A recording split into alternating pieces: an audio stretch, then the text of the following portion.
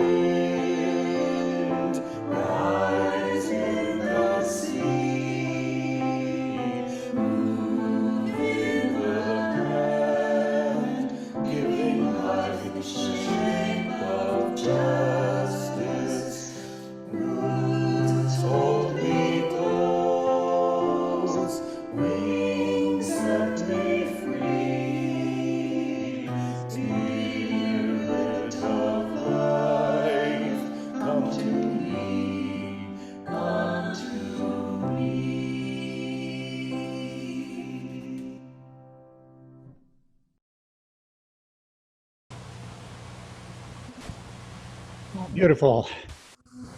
Well, good afternoon, everyone. My name is Norm Horofter, and I'm the minister of the Universalist Unitarian Church in Halifax, Nova Scotia.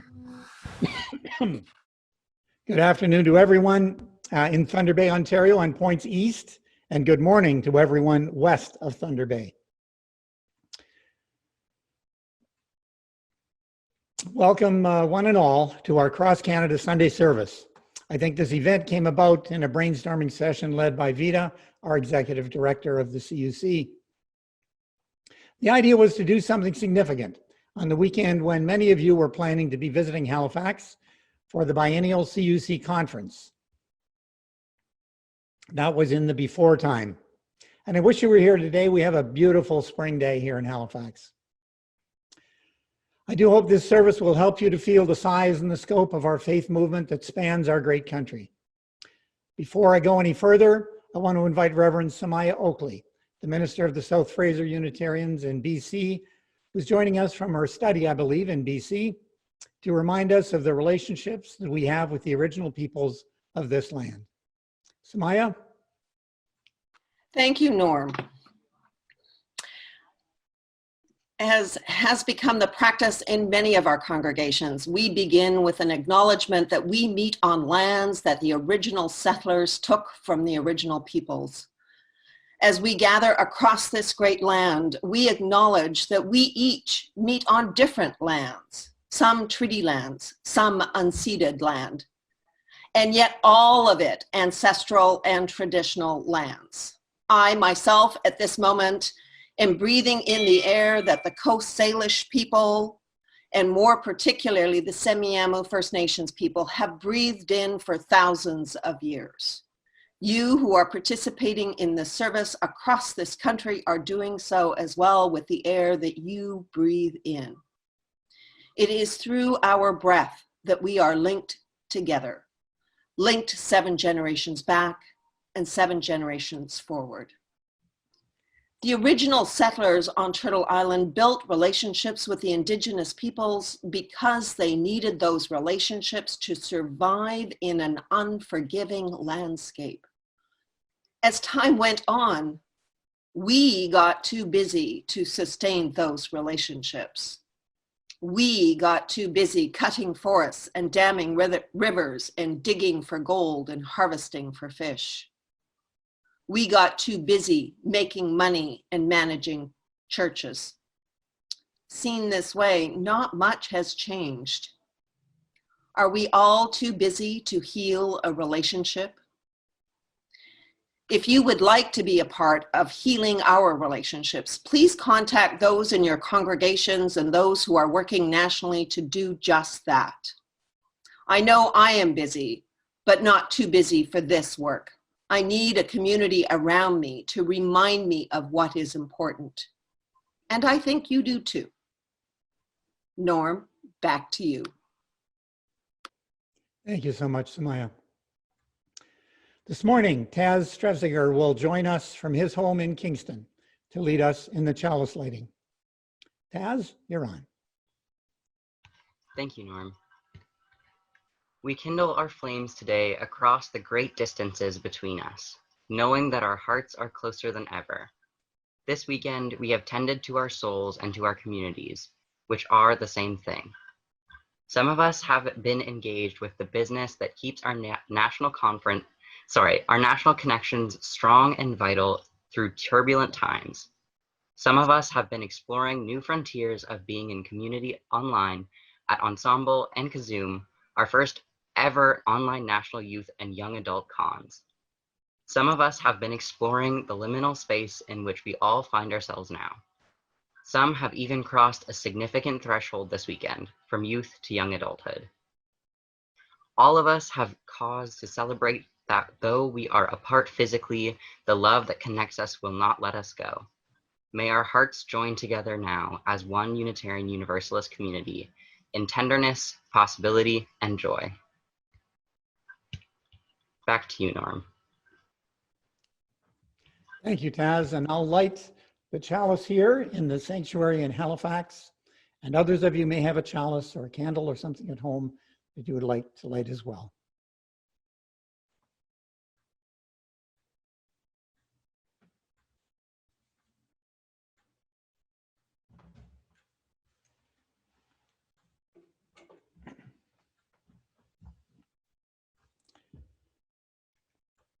So if you joined online for the program on Friday evening, you heard for the first time a rendition of a song that was written specifically for the Halifax conference by James Morris.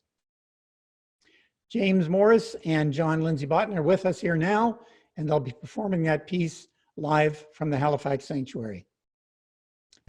I apologize if you were privy to the introduction that I gave to the video compilation on Friday night. I'll just highlight again that this was done for a theme song for the conference entitled Making Waves. Has kind of an ebb and flow feel to replicate the sense of the ocean. And it touches upon certain things that resonated with me with respect to the importance and significance of aspects of Unitarianism and Universalism. I'm happy to have John Lindsay Botten with me, and he'll be providing some lovely accompaniment to go along with the song. So we're going to perform it live for you today, and we hope you like it.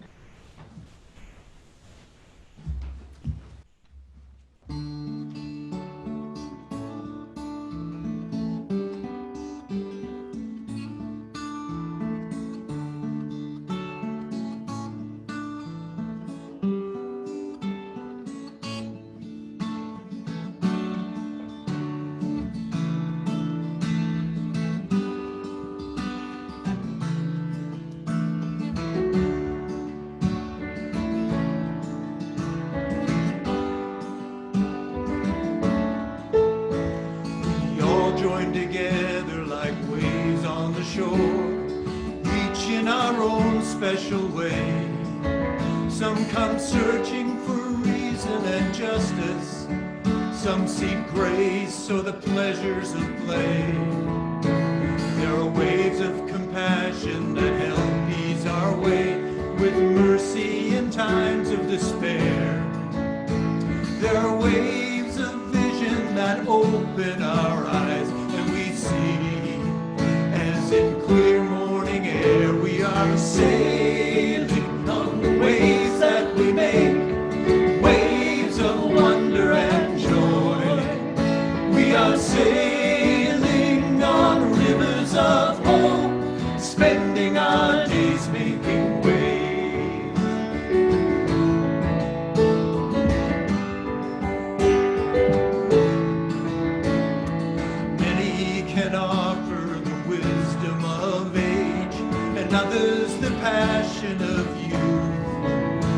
come dreaming of building connections.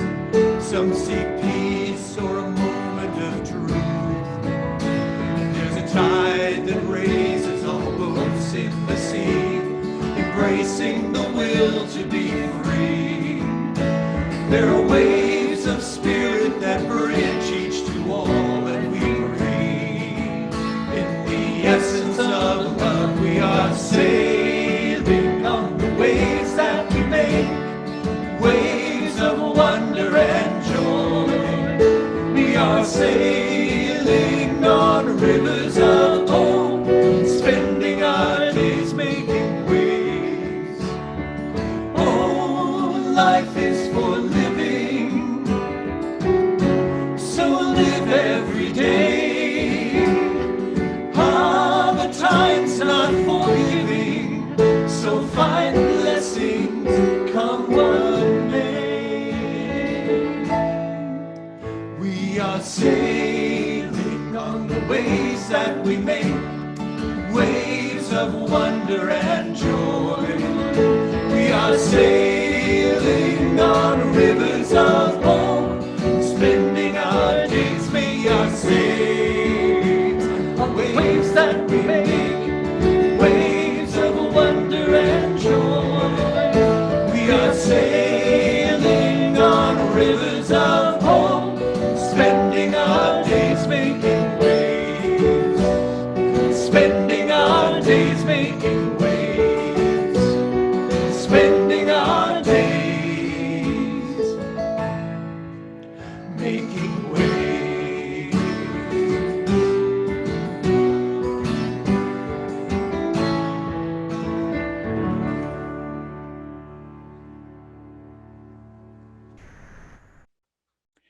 For today's service, we've divided the sermon into 3 short homilies. And I'm delighted now to invite my colleague from the First Unitarian Universalist Church of Winnipeg, the Reverend Megan Roburn, who I believe is joining us from her study. Megan? Thank you so much, Norm. Yes, I am broadcasting to you from my basement in the Southdale neighborhood of Winnipeg. It is an honor and a privilege to be with you this morning. When we were talking about doing this service, once again, I want to share in the disappointment that we cannot be together in Halifax. I was particularly looking forward to it, as that is where my people are from. My colonizer ancestors crossed the ocean themselves in the 1700s and settled in Nova Scotia. So I was going to bring my children to the homeland. However, we shall look forward to it next year. But we wanted to continue the metaphor of the sea, and when the story of Moana became our time for all ages, my entire homily unlocked. We make waves. We as UUs, we love making waves, waves of justice that roll down like waters, waves of love and compassion, and of course, as beautifully expressed in our conference anthem, the waves we need the most, waves of hope. But what happens when we are caught in waves not of our own making, waves over which we have little to no control? And there came the theme for our service this morning: one storm, many, many ships. We are each of us different people, all participating and loving and supporting different congregations. And if we were all the same, if we were exactly alike, our chances of survival in this great global pandemic and this time of immense change, our chances of survival would diminish. Each of our ships has something unique to offer to the other ships around us, whether it's us as an individual human being or as part of a larger congregation sharing with other congregations. And at either level, sharing and cooperating and supporting each other does not erase our individual uniqueness or the uniqueness of our congregations. But at the same time, we must find ways to navigate together so that no ships are left behind. Moana is a leader of her people. She has been chosen to be that since birth, and her struggle between inheriting all of the traditions and expectations of how things have been done before for her people versus her call to go out onto the sea. She cannot navigate the sea without the inherited wayfinding knowledge of her ancestors that has been forgotten, that she must rediscover. So it turns out in our story that the key to leading her people into the future is found in her people's own history. She will not stagnate. Using both history and creativity and innovation, she will lead her people into new ways of doing things. Like Moana, we must take the knowledge passed on to us by those who have come before and develop it, evolve it, to assist us in leading all of us into the future. A number of years ago at the UU Ministers Institute, I was part of a seminar in which the leaders said, we should not be proud if we are doing things the same way we did 25 years ago. And we also can do this without forgetting or ignoring our history and the wisdom and the lessons and the gifts left to us by those who have come before. But we cannot be held back by our fear of change, of growth, of risk. If we stay in the same place in the storm, anchored to the bottom with no flexibility to ride the waves, we will not survive. So how do we navigate? What are our stars in the sky, stars of truth and meaning and values by which we as communities and the larger Canadian Unitarian Universalist community by which we navigate? I would offer to you that one of the answers to that question is our 7 principles and our 5 Canadian aspirations. And the learning we get from these stars allows us to create the tools for navigating even when the great storm seems to make those stars disappear. We have not weathered a storm such as this in our living memory. The generation that I know that survived the Spanish flu, they are all gone.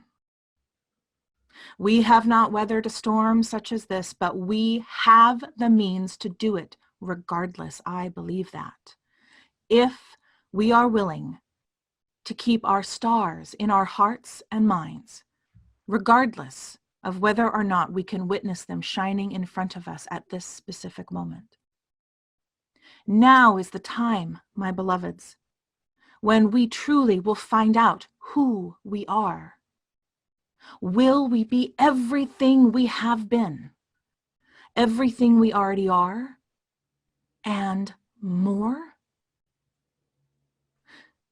The choice of how we wish to be wayfinders through this storm is more than ever up to us. May it be so, and may it be so because we make it so. Back to you, Norm. Thank you so much, Reverend Roburn. And now we're going back across the country to Vancouver for music featuring Elliot Danow, the music director in Vancouver, on piano, accompanied by Edgar Bidwell on violin. The selection is Sea People by Alistair McGilvery. Alistair McGilvery, of course, from Cape Breton Island, Nova Scotia. Alistair McGilvery said, "The maritime fisherman is a special breed of character. I tried to capture the aura of mystery surrounding our sea folk in this song, inspired by the great summer storms of 1976, which took their toll among the mariners." Over to Vancouver.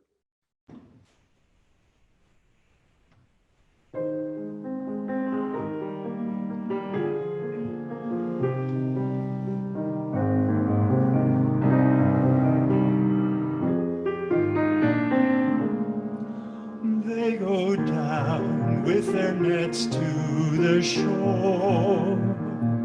They go down like their fathers before.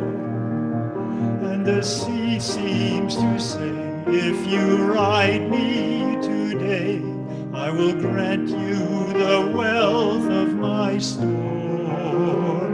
They are sea people, the pride of the land, strong of the spirit and rough of the hand. Sea people, they work on the strand, ocean waters are at their command.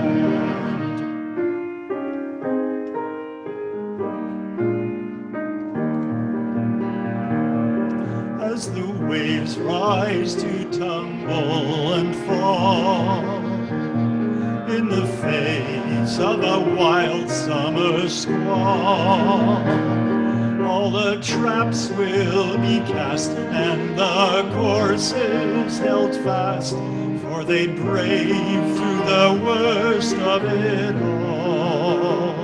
They are sea people, the pride of the land, strong of the spirit and rough of the hand. Sea people, they work on the strand, ocean waters are at their command.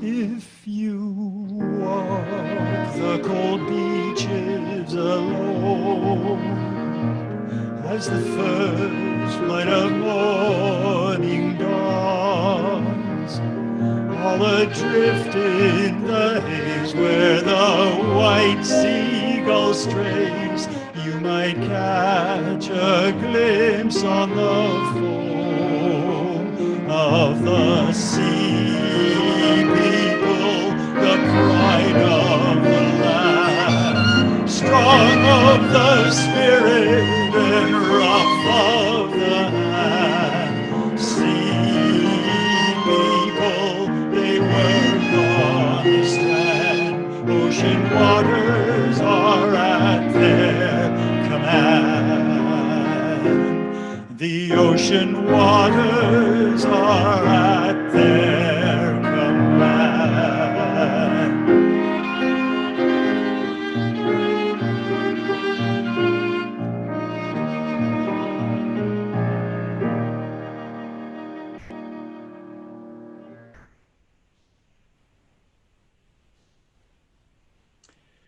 Thank you, Elliot and Edgar. What a beautiful piece, what a beautiful taste of Nova Scotia. Thank you.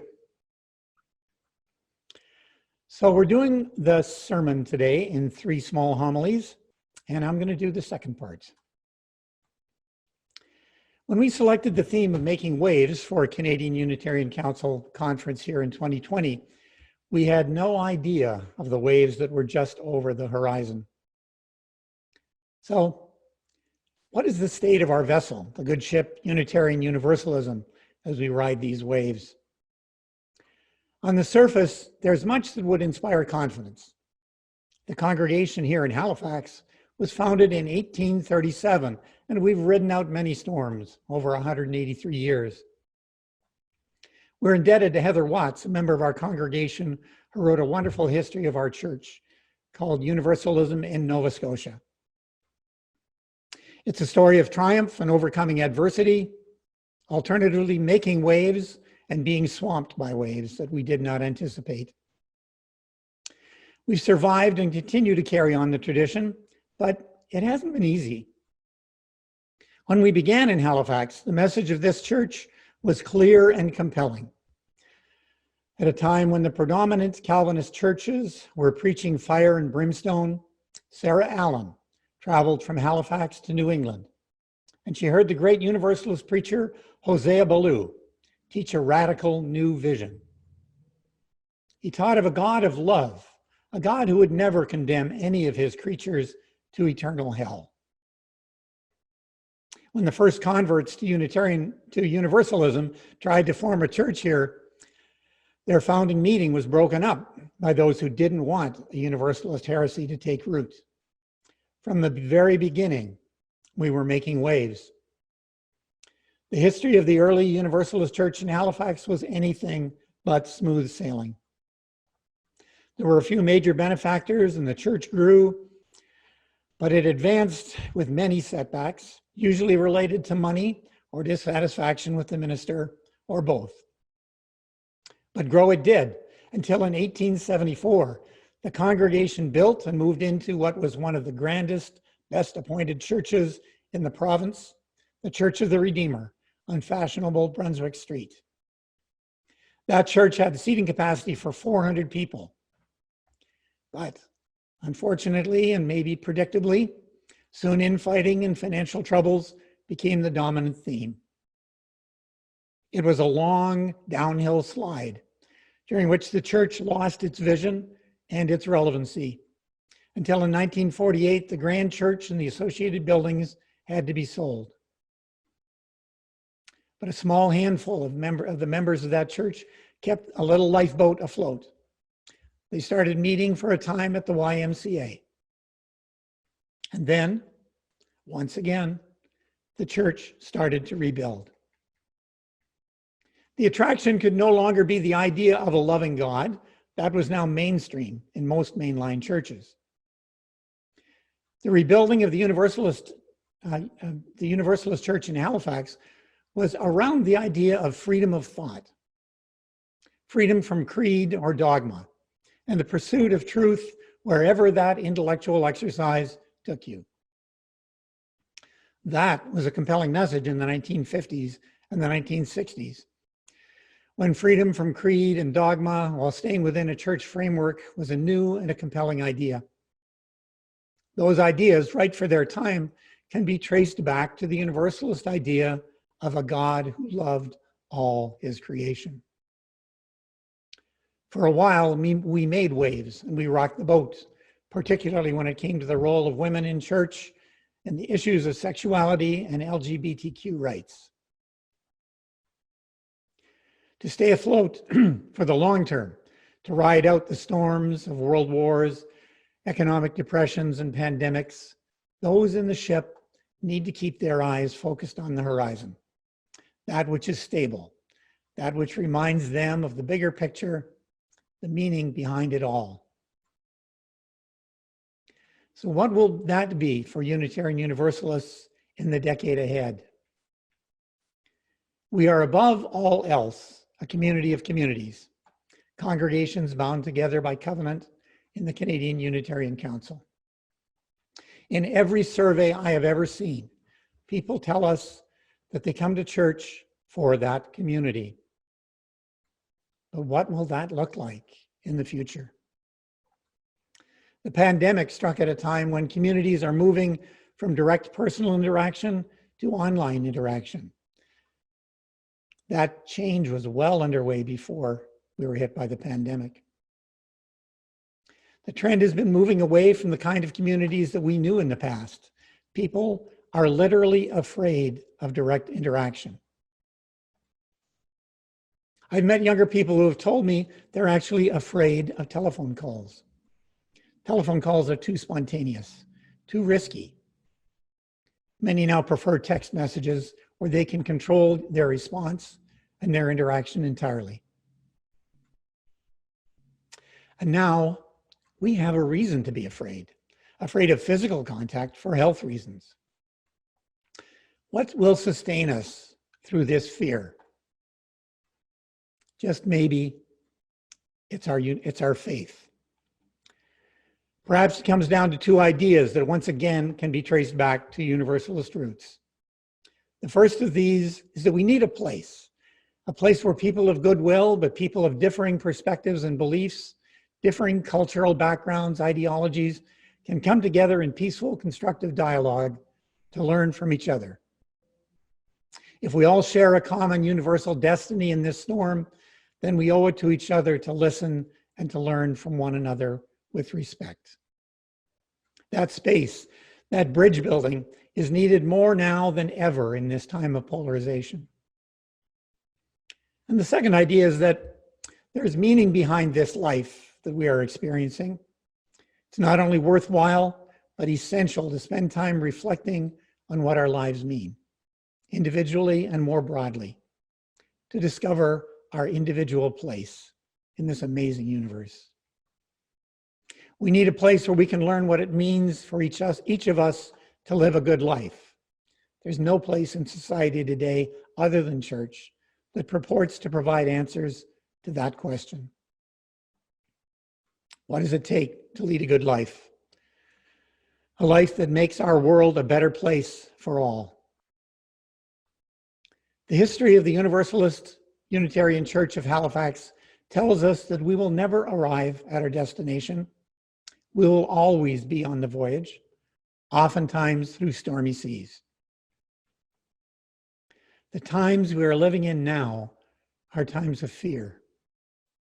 We fear the other. Today we fear the other because of the risk of infection. But perhaps more frighteningly, we seem to be afraid to meet others personally. As I say, avoiding phone calls for texts, avoiding real social contact for virtual online contact. What is the antidote to fear? Surely it's what we've been given by our religious ancestors. The antidote to fear is universal love. If the past is any guide, we'll continue the voyage into the uncertain future, sustained in the end by our underlying faith, our faith in the power of love. May it be so. We have a reading now on thresholds, the theme of the young adult gathering that has been underway all weekend. Carter Mahoney is coordinator of Ensemble, a collection of virtual young adult gatherings, and he joins us today from Peterborough. Carter? Thank you, Norm. This reading is entitled Thresholds, and I adapted it from Arlen Goff. Thresholds.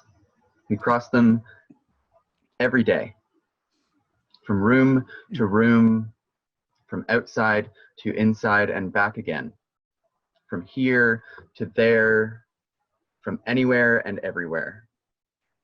These thresholds provide an opportunity. They offer us a chance to change and grow. To change and grow from what we were and what we are to what we can be. But right now, we are in a time of pause. Held in the arc of this threshold, this is a time of being within. A time to just be. We have all reached this threshold with the unknown standing before us. But this immense, magnificent, sublime unknown offers us an opportunity. A chance to change and grow from where we were and where we are to where we can go. We have come to this threshold together. We hold one another within this threshold, and we will navigate beyond this threshold together.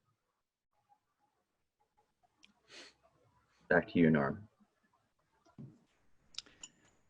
Thank you, Carter. Thank you very much. So for the third and final segment of our sermon this morning, I invite my colleague from her study in Saskatoon, Saskatchewan, the Reverend Karen Fraser Kidlitz.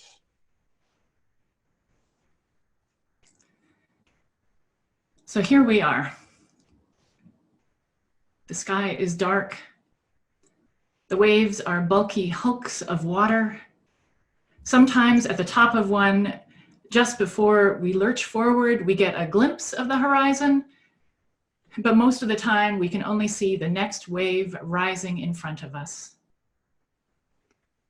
We are each in different boats with varying resources and stability, but all can feel the floor rising and falling beneath us. Some boats have only one person in them, battling the constant challenge of loneliness and lack of structure.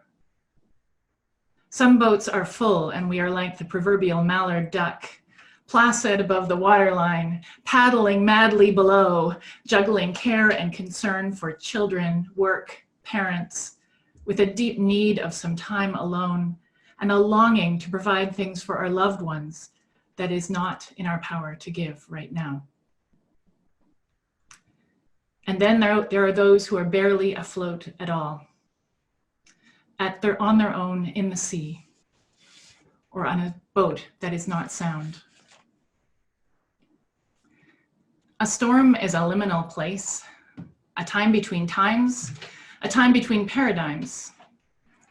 The ancient Celts knew a thing or two about liminal space.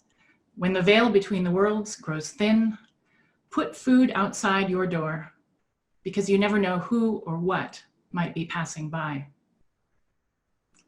This particular storm has made us aware as never before of just what exactly each of our relationships and our communities means to us.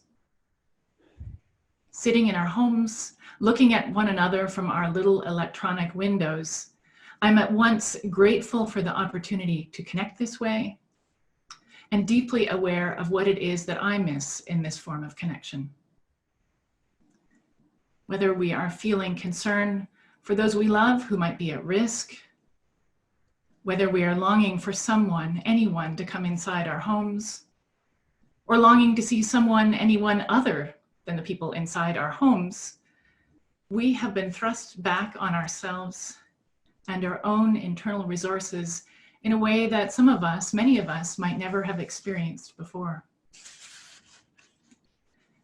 I hear more people these days speaking more honestly about how they are actually feeling. I hear more people answering, "How are you?" with an account of what is actually happening in their lives. We are embodied, and our bodies need other bodies. We are dependent on the work of other bodies, some of whom are more vulnerable and at risk than we are ourselves. We need conversational opportunities. We need spaces, digital or online, where we can talk about this. Spaces where we can recognize ourselves in one another. Phone lines, internet cables, and Wi-Fi connections are the medium we use to connect, but they are not the lifeline itself. The real lifeline is the story, the expression of a vulnerable and open heart that touches us and brings us present to ourselves. We know it when it happens. We can feel it in our bodies. I started talking about this the other day, and I was referring to it as the V word, and I could see the other person looking at me and thinking for a moment, and then they said, "Vagina?" No. We're Unitarian, we've done owl, we're good with vagina. What we're not good with sometimes is vulnerability. That's the V word for right now. The late Reverend Philip Hewitt once said that the history of Unitarians in Canada, up to the time he was writing, was dominated by a series of tensions. The first tension he named is that between the individual and the community. This is such an important part of our tradition, our message. We encourage people to discover who they are, their unique selves, to build a strong identity, to wrestle with big ideas and develop their conscience and act on it. I entered ministry because of the power of this gift that was offered to me. It is so important that we exist to offer this to anyone who wants it or needs it. And it is not the only thing we have to say about the individual and the community. Yes, there is tension there at times, but there is also so much more to our relatedness. It is time, I think, we put more of our energy into building up some other forms and ways of being together. Society has changed.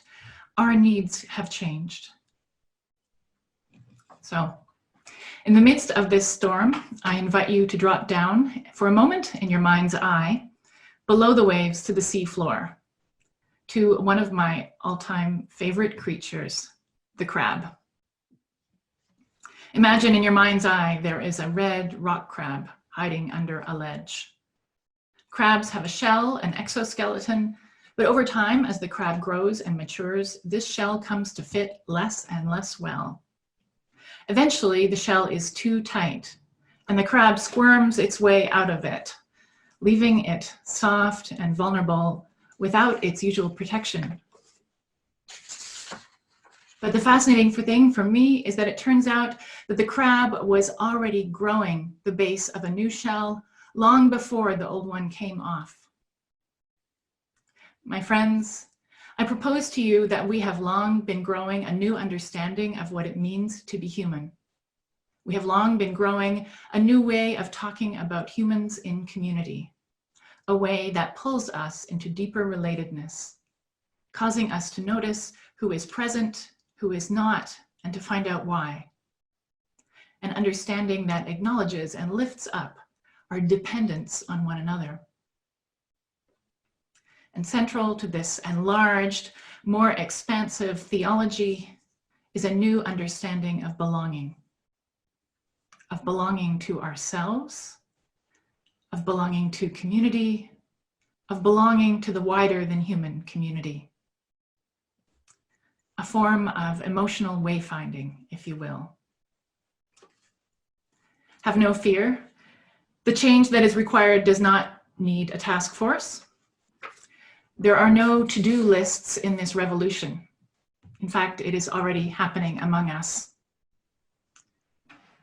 One of the members of the congregation I serve wondered, how will we bring this new emotional honesty with us into life after the pandemic, this new way of being vulnerable together? Won't there be a strong pull to bring things back to the way they were before? And yes, likely there will be that pull. But the answer of what happens is still in the unknown, because that is the nature of liminal space. But we are here in this space. And some of what happens is a result of what we decide to do. We won't go back as long as we remember who was with us in this suffering and include them in our stories. We won't go back if we remember who we really are, what we long for, and who we long to be together. We won't go back as long as we remember to reach in, to be honest with ourselves about how we are doing, and then to reach out, to throw a line into the storm that may be raging for someone else, that they might connect with us as well. Because the truth is that we all belong. This is our birthright as humans. But we do not find belonging by searching for the center or trying to define what the center is or who should be there. We find belonging by bringing everyone we find on board, by listening to their stories, by being touched by them, and through them finding our own compassion and belonging. I hope 40 years from now, it might be said of Unitarians and Universalists, and Unitarian Universalists and Universalist Unitarians in Canada, that a disembodied time taught us the true meaning of what it is to be human in community. Amen. Blessed be. Norm. Thank you so much, Karen. Adapting our services in an online format provides some challenges. Here in Halifax, normally we light candles and allow people to speak during a time that we call a time of joys and sorrows. That wasn't going to work for a cross-Canada service like this. And yet there is so much need for unburdening and sharing during these times of isolation. I'm delighted that the Reverend Wayne Walder of the Neighborhood Congregation in Toronto, along with their music director, Suzanne Mazeritz, will be leading us this morning in a healing ritual. They join us this morning from their sanctuary in Toronto. Good morning, everyone. It's a pleasure to be here with you this morning. My name's Suzanne. During the next about 10 minutes, Wayne will be leading you in a healing ritual. And throughout that ritual, we will be singing a chant that my comfort choir Bedside Singing Choir sings at our local hospital every Friday. I'll speak the text first and then I'll teach you the tune. It says, I am with you that I might heal. I am with you that I might heal. You are with me that you might heal. You are with me that you might heal. We are together that we might heal. We are together that we might heal. And we are healing that we might love. We are healing that we might love. I'll sing it through once and teach you line by line.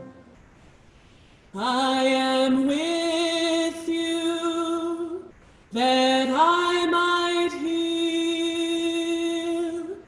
You are with me that you might heal. We are together that we might heal. We are healing that we might love. Let's go through that line by line. I am with you that I might heal. Let's try that. I am with you that I might heal. You are with me that you might heal. You are with me that you might heal. We are together that we might heal. We are together that we might heal. We are healing that we might love. We are healing that we might love. Let's try the whole thing all the way through. I am with you that I might heal. You are with me that you might heal. We are together that we might heal. We are healing that we might love. And I invite you throughout the ritual to join us in singing. I'll pass it on to Reverend Wayne.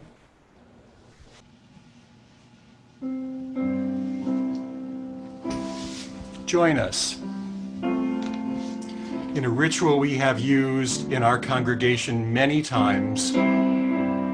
It's a healing ritual. I want you to know that we cannot cure anyone, yet I believe we can all be healed.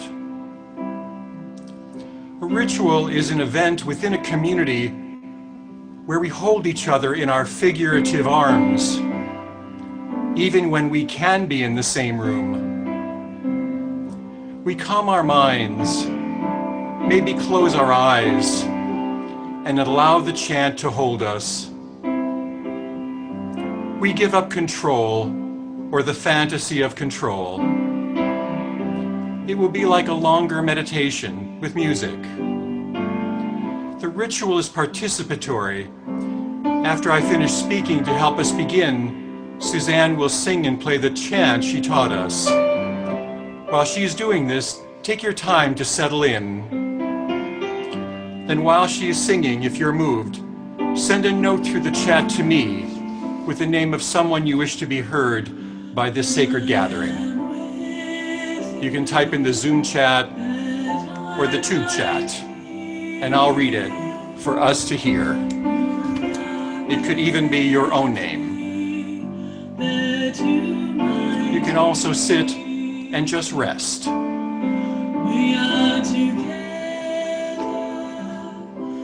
Lloyd Gatland, Mary Bassett, Felix, Nikki, Heidi Hum, Dorothy Kohler, Linda, Rebecca, everyone, Janice Tate, Dot Whitehouse, Will Demeter, Don Cole, Janet and Leslie, Tanya, Pat Weber, Hannah, Donna, Ken Nicholson, Natalie Collard, Fatima, Kathy Campbell, Jameer and Kali, Mary Freed, Karsten, Karen Fowler, Wendy Heine, Our Planet, Corey and Nicholas, Eugene, Tara Valentine, Alex, Reverend John Marsh, Sharon, Junie, Susie and Sheila, our children, our ancestors, Sabrina, Karen Dietrich, Mother Earth, those experiencing violence, Tara Valentine, Susan Drake, the seniors in the homes, Lori, Charles Hayden, Fulgence and Heather L., David, Tony Roper, Kimby and Jasper, Marie and Peggy, Luke Young, Sterling Haynes, Colin, Karen Bassett, Irma, grocery store workers, our children, Anna and Jeff Swartz, Doug Crozier, Gail Renard, Lynn,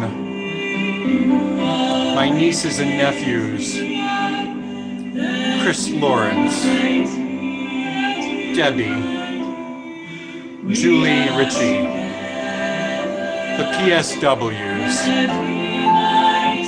Sophie, Michelle Corbel,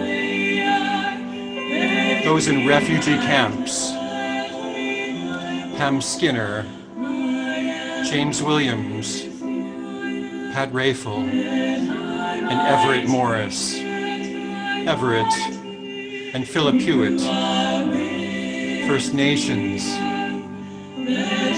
my housemates and my cousins, for Jean, Heather, and Sheila, the mother of creation, and Nick, Dina Romoff, Bill Stewart, those living alone, Terrell Quant, Rick Ellis and Elizabeth, Nick and Lisa,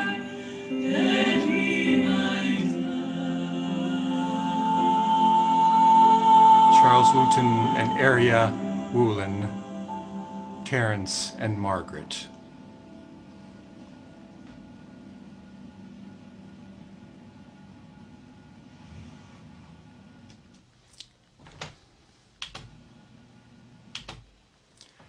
Let me end this ritual with a blessing.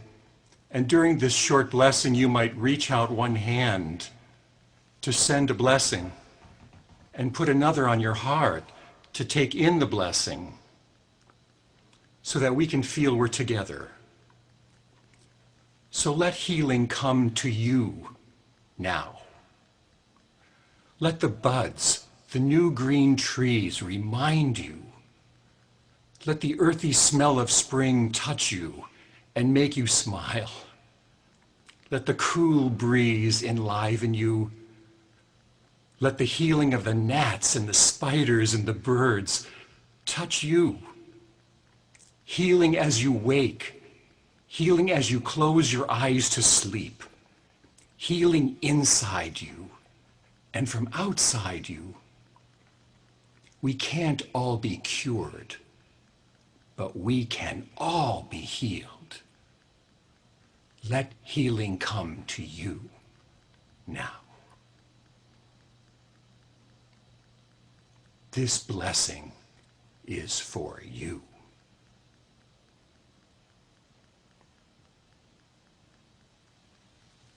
And then it's over. And thank you.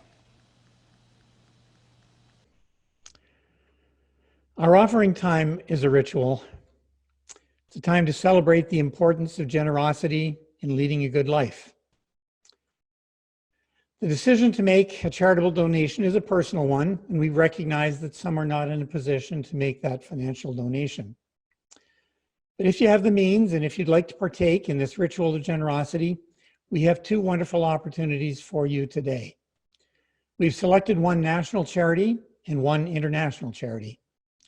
The national charity selected is Inspire. And as you can see on this slide, Inspire raises funds for programs that provide the tools for Indigenous peoples in Canada, especially youth, to achieve their potential.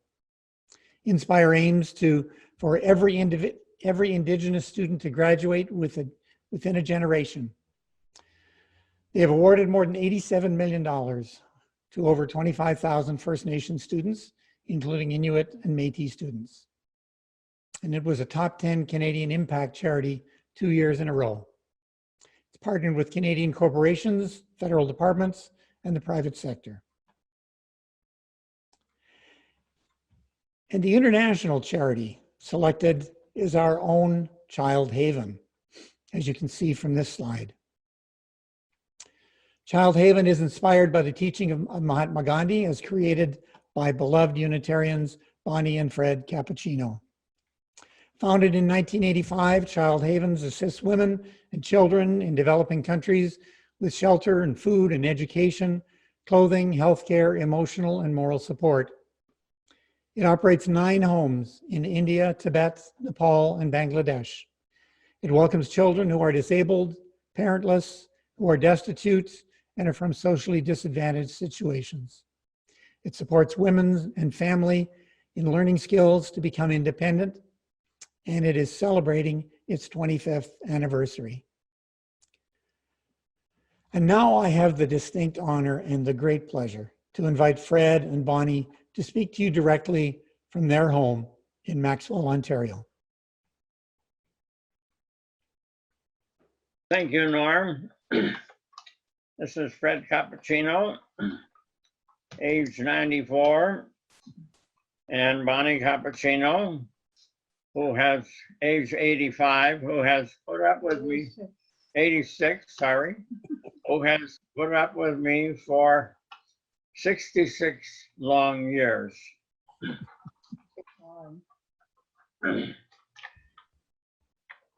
First of all, I'll tell a story. We have 1,300 children in homes in India, Bangladesh, Tibet, and Nepal. Many of them have no family at all.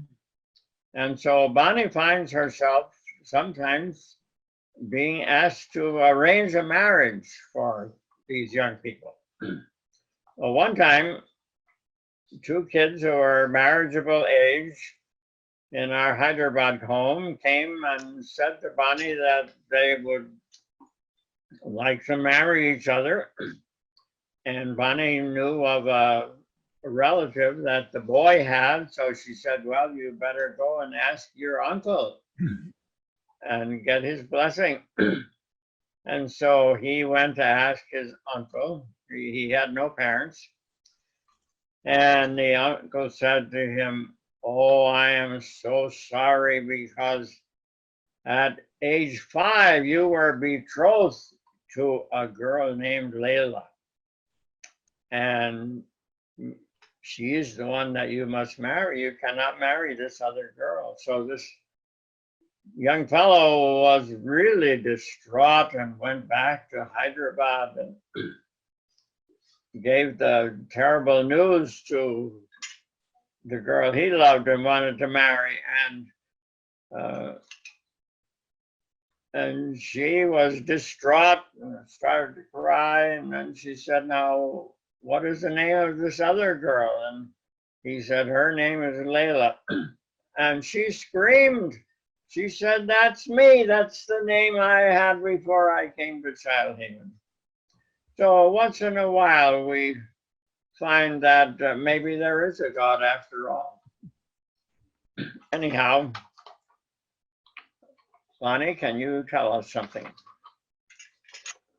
Yeah, I just wanted to say that our 9 homes and our several women's projects so far are free of the COVID-19, but it is encroaching. And our staff in Bangladesh were so moved by some of the people in their neighborhood and some of the families of our children that they gave a small portion, each one of them, of their salaries. And they were able to put together 71 bags of food that they distributed with the help of our young people to these needy individuals and families. And each of our homes in India have been approached for food from individuals and families and from several other children's homes. Because with the lockdown, they have not been able to go out to do shopping and other needed requirements. In Nepal, I just had an email today saying that the young people had found a patch of land that was not being used and they were planting a garden. So everybody is working together and we are hoping for the best. So one other final thing is to tell the story of how we first got interested in India. And that was, there was, after Mahatma Gandhi was killed, there was a fellow, a disciple of Gandhi, whose name was Vinoba Bhave. And he started going around to the country villages and asking the rich landlords to donate a few acres that could be then put together and divided up for the landless peasants. So he was, this Vinoba Bhave was coming to Kaliampundi, which is a village in South India. And there was a young man there named Ramakrishna Reddyar, who was a little older than I am now. And he was a young man then and newly married. And he said he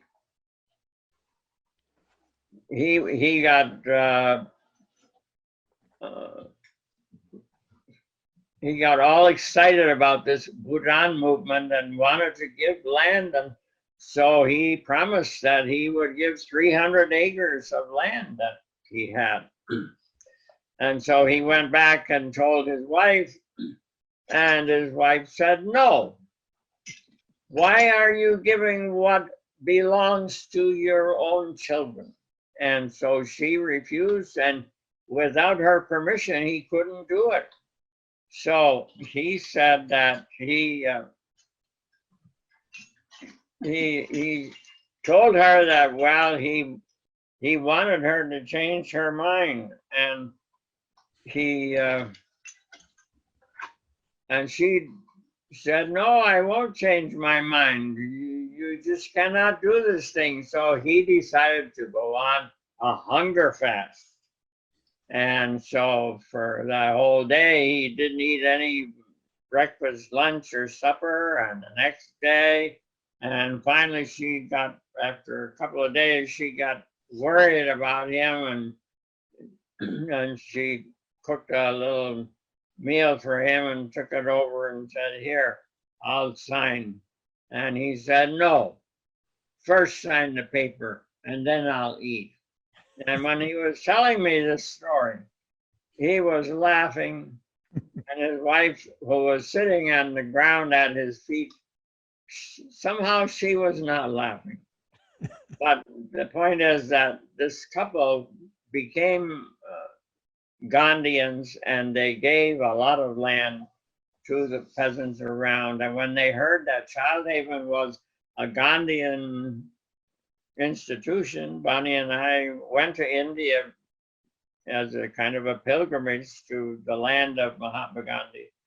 And they invited us to come to their village in Kalyanpundi, where we rented little houses, and we'd rent one house, and then you get more children and more and more. And finally, we had 8 houses that we were renting for our Child Haven. And then after that, we were able to purchase almost 4 acres in a walking distance from the village.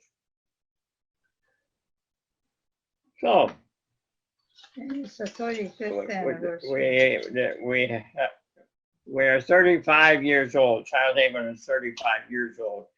We had to cancel our 20 fundraising dinners, where we raised $2 million a year. So we are anxious for any help that anyone can send to Child Haven. Thank you, Norm. Back to you. Thank you, Fred and Bonnie. Thank you on behalf of UUs from coast to coast in Canada. Thank you for the wonderful work you've done. Thank you for the beautiful people that you are. And thank you for the stories. So now, here's a slide telling everyone watching how they can make a donation. You see, if we were in a sanctuary, we'd be passing the plate today. And we would give you a few minutes to pull out your cell phone. But instead, today we'll give you a few minutes to pull out your cell phone to go online with your computer. Don't delay. Note that the donations will be accepted until midnight on Tuesday, May the 19th. While you're doing that, John Lindsay Botten will provide some music.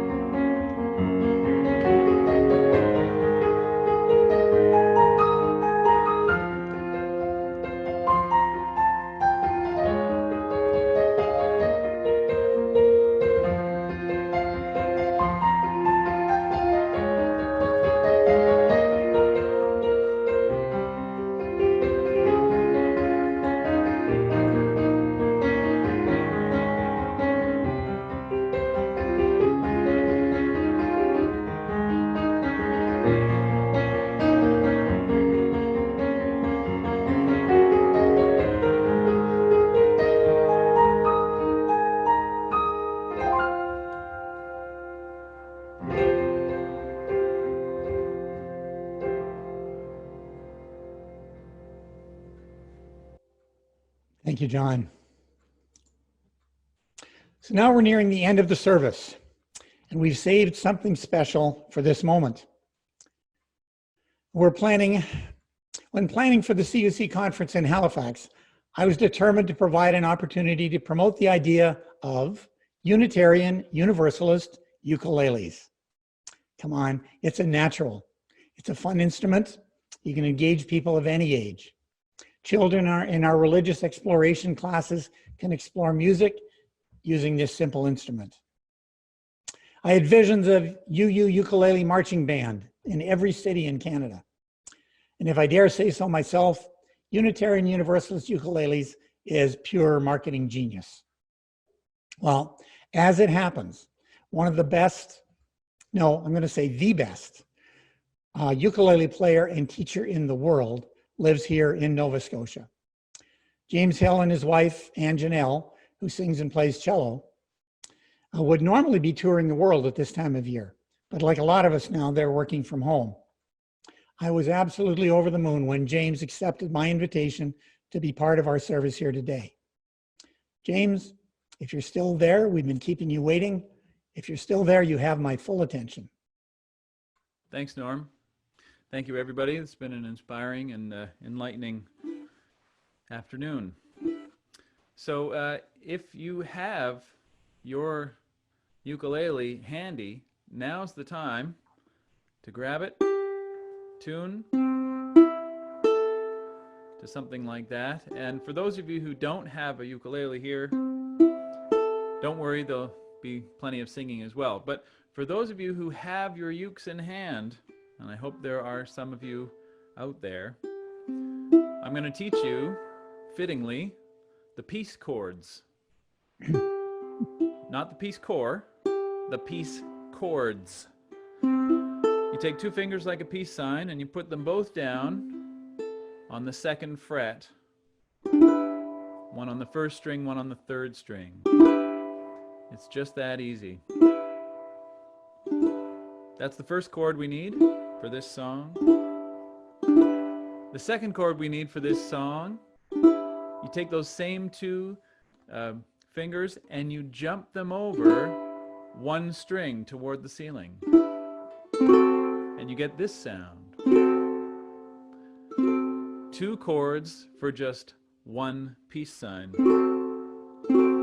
And the third and most difficult chord that we're going to learn today is this one. No fingers at all.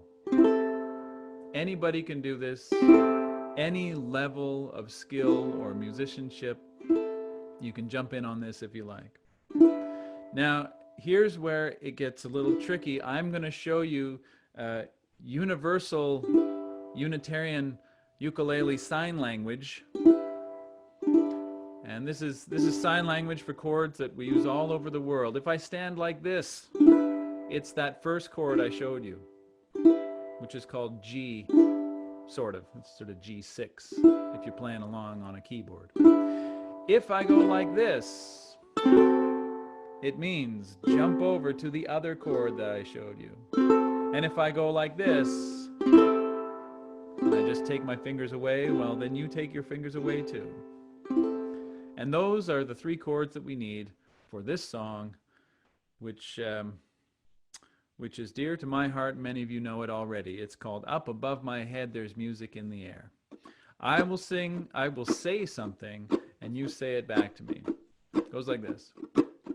Up above my head, up above my head, there's music in the air, there's music in the air.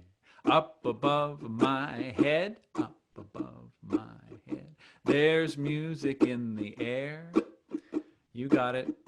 Up above my head, up above my head, there's music in the air, there's music in the air. I really do believe, I really do believe, it's a headed somewhere. There's lots of versions of this song. We're going to do, I really do believe, it's a headed somewhere.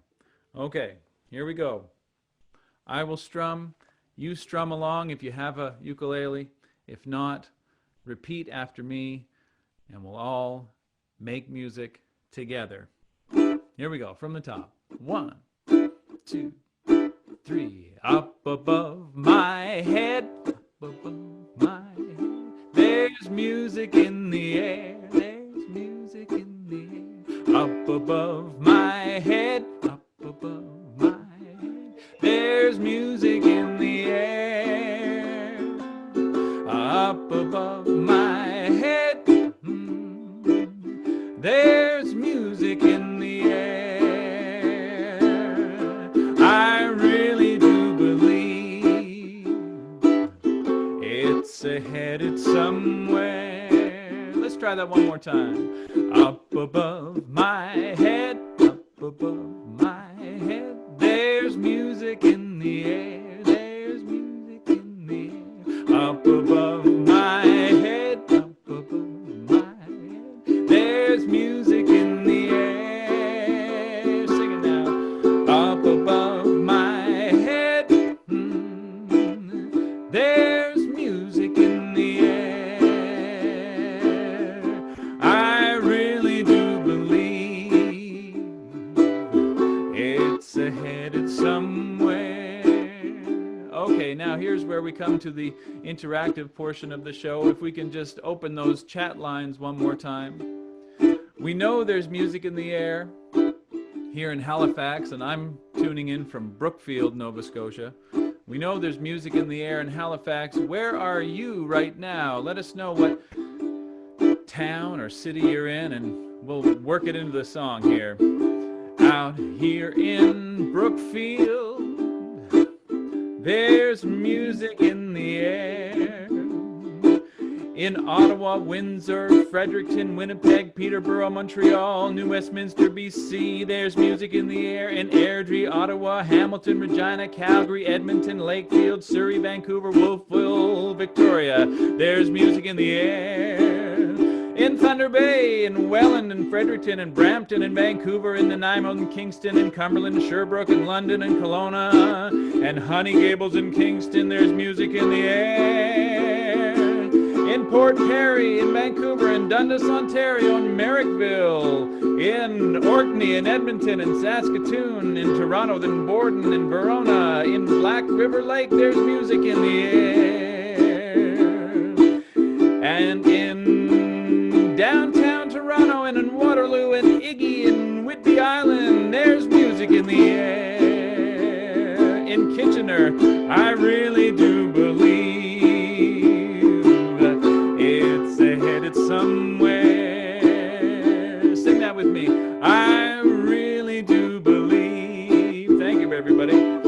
It's headed somewhere. In Port Elgin and Windsor again, in McLean, Virginia, and Uxbridge, and Naples, and Oshawa, and Fergus, and Nashville, Tennessee.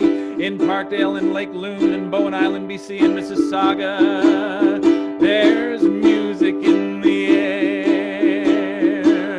I really do believe.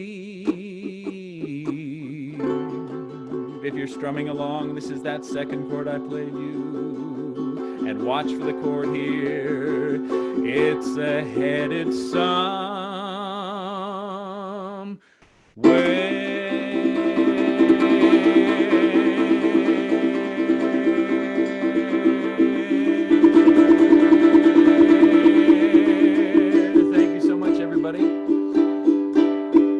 Music be part of your healing journey at this difficult time. Thank you, and back to you, Norm. Thank you, James. I hope that inspired a whole bunch of people. If it didn't, there's something wrong. We got to go out and get a ukulele. They're not expensive. And I have sincere plans. My great intention is before the month of June is out to be setting up some ukulele workshops, at least once a month for Unitarians across the country who want to zoom in and get a ukulele lesson, so that hopefully by the time you're ready to come to Halifax in May of 2021, you'll have some of the basics down. So the service has run a little long. I hope it's been enjoyable for you. In this time of forced isolation and financial insecurity and the threat of viral infection, it's difficult to find something inspirational. Our faith tradition can be that inspiration. We have the ability to adapt and find new ways forward, as demonstrated by this weekend. Let's stay connected and continue to innovate and support one another in difficult times. Our closing hymn will be led by the choir leads of the Unitarian Church of Vancouver. The tune is perfect for today's theme. We may be in many boats, metaphorically speaking, but we are all in reality on one boat, our beautiful blue-green boat home.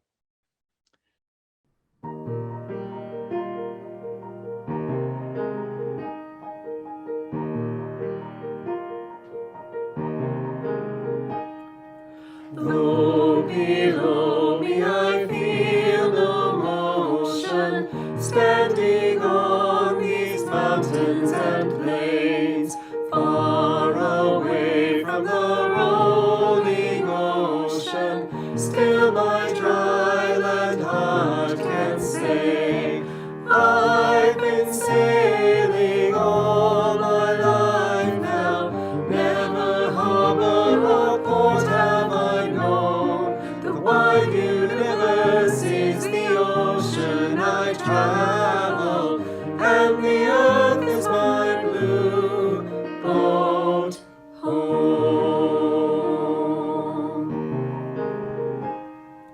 I give thanks to the waves upholding me, hail the great winds urging me on, greet the infinite sea before me, sing the sky my sailor's song. I was born upon the fathoms, never harbor or port have I known. The wide universe is the ocean I travel, and the earth is my blue boat home.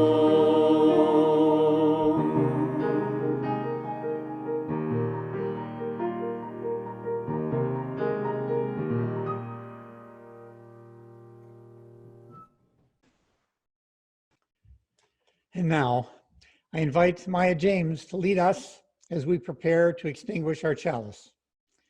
Maya is participating from her home in Winnipeg. Thanks, Norm. And now we come to the end of our service together. We have shared a special time, shared a worship service with Unitarian Universalists from coast to coast in Canada.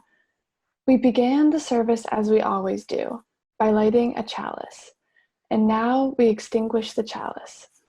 It is different to do this online, and we need to find ways to acknowledge the significance of this ritual. I invite you to join with me in a ritual that I believe was started by the Reverend Meg Riley of the Church of the Larger Fellowship. We extinguish the candle flame, but not the flame burning within our hearts.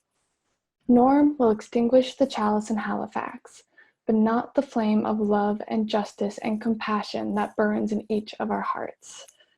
If you carry that flame, I invite you to put your hand over your heart and say to yourself, I carry the flame of love and justice within me, and I will feed that flame, allowing it to burn brightly, sustained by our shared commitment. Back to you, Norm. Thank you. And now I'll extinguish the chalice here in the sanctuary in Halifax.